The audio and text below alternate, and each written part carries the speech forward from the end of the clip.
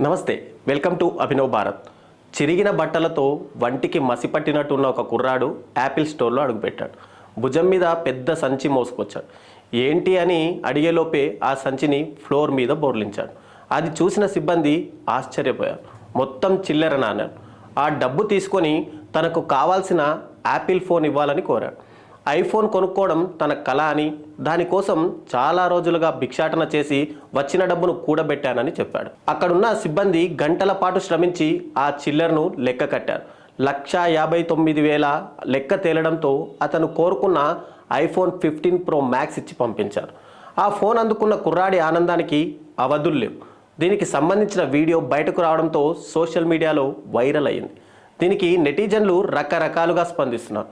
కొందరు అతని పట్టుదలను మెచ్చుకుంటే, మరికొందరు ఆ డబ్బుతో ఏదైనా జీవనోపాధి కల్పించుకోవచ్చు కదా అని సలహా ఇస్తున్నారు.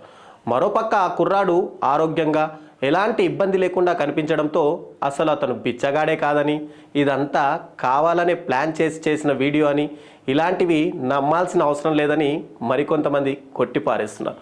లేదంటే బిచ్చగాడు మూవీలో చెప్పినట్టు భిక్షాటన చేసి మాత్రమే ఐఫోన్ కొనుక్కోవాలి, అప్పుడే నీ జీవితం బాగుంటుందని ఎవరైనా చెప్పి ఉంటారని, అందుకే అతను అలా చేసి ఉంటాడనే సెటైర్లు కూడా వినిపిస్తున్నాయి.